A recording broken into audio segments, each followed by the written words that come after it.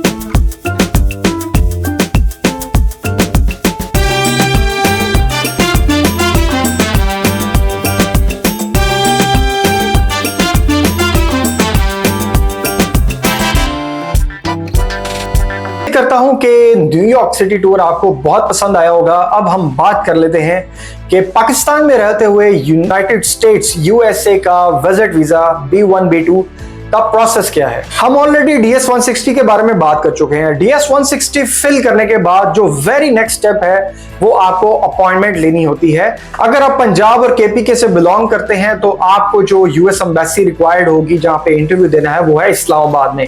अगर आप सिंध वाली साइड पे हैं, बलोचिस्तान वाली साइड पे हैं और वहां से आप इंटरव्यू देना चाहते हैं तो फिर आपको वहां पे कराची कॉन्सुलेट विजिट करना होता है इंटरव्यू में।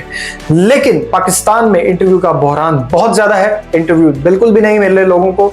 इंटरव्यू की डेट्स हासिल करना इंतहाई मुश्किल चीज हो चुकी है और जो इंटरव्यू डेट्स मिल रही हैं वो तकरीबन 1 साल के बाद है। ZNH ग्लोबल वीजा सर्विसेज आपको जल्दी इंटरव्यू दिलवाने में हेल्प कर सकती है, लेकिन वंस अगेन बता दूं इमीडिएट इंटरव्यू पॉसिबल नहीं है।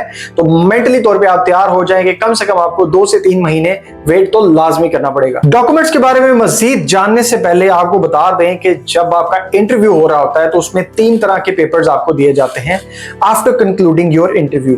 फर्स्ट येलो, जिसका मतलब है कि आपका वीजा खुदा न खास्ता रिफ्यूज हो चुका है। जो सेकंड नंबर पे है वो है green pepper. Green pepper means कि एडमिनिस्ट्रेटिंग प्रोसेसिंग होगी। एम्बेसी जो वीजा ऑफिसर इस वक्त आपके सामने मौजूद है वो इमीडिएटली डिसीजन नहीं ले सकता। वो सिक्योरिटी चेक या मजीद डॉक्यूमेंट्स चेक करना चाहते हैं तो वो आपको ईमेल में बताएंगे कि उनको मजीद क्या डॉक्यूमेंट्स आपसे रिक्वायर्ड हैं। इस केस में आपको ग्रीन पेपर दिया जाता है। अगर हम तीसरे पेपर की बात करें जो कि ब्लू पेपर है, जिस पे लिखा होता है योर वीजा इज अप्रूव्ड, इसका मतलब है कि आपकी वीजा एप्लीकेशन अप्रूव्ड हो गई है और with in 5 to 10 working days में आपको आपका पासपोर्ट मिल जाएगा। इतनी खुशी और ब्लू पेपर देते वक्त वो आपसे आपका पासपोर्ट भी रख लेते हैं। यूएस वीजा इंटरव्यू कैसे होता है, क्या क्वेश्चंस होते हैं, इसके बारे में एक ऑलरेडी मैं वीडियो बना चुका हूं। आपके सामने ऊपर लिंक भी आ रहा होगा, उस पर लाजमी क्लिक कीजिएगा ताकि आपको पता चल सके क्या इंटरव्यू आ रहा है। लेकिन हम बात कर लेते हैं कि जो डॉक्यूमेंट्स आप साथ लेके जाते हैं, आपने देखा होगा या आपने सुना होगा कि जो यूएस के इंटरव्यूज होते हैं उनमें आपसे डॉक्यूमेंट्स नहीं मांगे जाते। तो ये भी एक सवाल किया जाता है तो कि क्या हमें डॉक्यूमेंट्स लेके जाने चाहिए या नहीं। आपको बता दूं कि आपने डॉक्यूमेंट्स लाजमी लेके जाने हैं, क्योंकि जो आप डॉक्यूमेंट्स आप लेके जाते हैं इन केस अगर आपको ग्रीन पेपर मिल जाता है तो वो डॉक्यूमेंट्स आपको उसी वक्त उनके हैंड ओवर करना होते हैं। अब डॉक्यूमेंट्स में बात कर लेते हैं। आपके FBI रिटर्न्स पिछले 2 साल की, आपकी CNAC की कॉपी, आपकी FRC, आपकी MRC अगर शादीशुदा है, और साथ में आपकी बैंक स्टेटमेंट। अगर आप पर्सनल बैंक स्टेटमेंट लेके जाना चाहते हैं तो मिनिमम 15 लाख का बैलेंस होना चाहिए, और अगर आप बिजनेसमैन हैं तो 30 लाख और उससे प्लस जितनी भी आपकी बैंक स्टेटमेंट होगी वो साथ काबिले कबूल होती है। सपोर्टिंग डॉक्यूमेंट्स की बात कर लेते हैं, जिसमें आपका इन्विटेशन लेटर है। अगर आपको कोई रिलेटिव जो अमेरिका में मौजूद है वो आपको इन्विटेशन लेटर इशू कर सकते हैं। लेकिन अगर आपका कोई भी जानने वाला नहीं है तो आप होटल बुकिंग करवाएं। बुक नाउ पे लेटर की ऑप्शन किसी भी वेबसाइट से उठा लें, अपने होटल बुकिंग करवाएं और करवाने के बाद आप वो बुकिंग साथ लेके जाइएगा। अब बात कर लेते हैं क्या आपको फ्लाइट बुकिंग रिक्वायर्ड है। ऐसा बिल्कुल नहीं है, फ्लाइट बुकिंग मत लेके जाइएगा, ये नेगेटिव इंपैक्ट होता है आपकी एप्लीकेशन पे। अब प्रोसेसिंग टाइम की बात कर लेते हैं। देखें, आपको ऑलरेडी बता चुका हूं 2 किस्म के पेपर आपको दिए जाते हैं, एक ब्लू है और एक ग्रीन। अगर आपको ब्लू पेपर मिलता है तो 5-10 दिन के अंदर बिजनेस डेज में आपको आपका पासपोर्ट विद स्टिकर वीजा जो कि 5 साल का होता है आपको मिल जाएगा।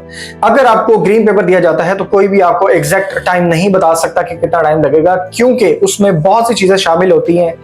एम्बेसी बहुत सी चीजों को वेरीफाई कर रही होती है, आपसे डॉक्यूमेंट्स मंगवाती है, उनको असेस करती है और उसके बाद डिसीजन लेती है। It takes time. ये 6 महीने, 2 महीने, 4 महीने या 1 साल भी लग जाता है। वैसे तो 1 साल बहुत ज्यादा है, 3-4 महीने के अंदर आपको रिस्पॉन्स आ जाता है इसमें। अब आपको प्रोसेस तो बता दिया है कि पाकिस्तान में वीजा लेने के लिए क्या डॉक्यूमेंट्स चाहिए, क्या उसका प्रोसीजर है, लेकिन आपको बता दूं कि एक्सपर्ट रहनुमाई हमेशा आपके लिए मददगार साबित होती है।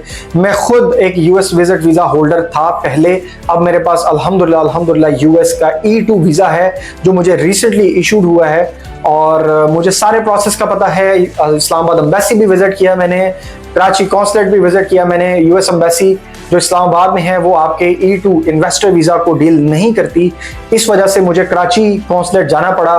तो मुझे एक्सपीरियंस है कि यूएस एम्बेसी इस्लामाबाद में उसका क्या एक्सपीरियंस है, कैसे वहां पे इंटरव्यू देते हैं और कराची कॉन्सुलेट में इंटरव्यू कैसे होता है, ये तमाम मालूमात मुझे हासिल हैं और मैं आपकी रहनुमाई कर सकता हूं। आपकी फाइल अच्छे तरीके से तैयार की जाएगी।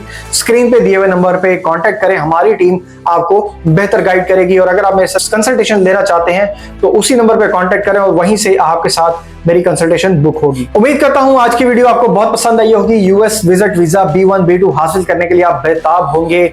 यकीनन अमेरिका एक डेवलप कंट्री है, दुनिया में नाम है उसका, उसकी करेंसी की वैल्यू बहुत ज्यादा है। और अगर बिजनेस अपॉर्चुनिटीज या एम्प्लॉयमेंट अपॉर्चुनिटीज की बात करूं तो जो लोग वहां पे रहते हैं वो हमेशा एक बात करते हैं कि US is the land of opportunity.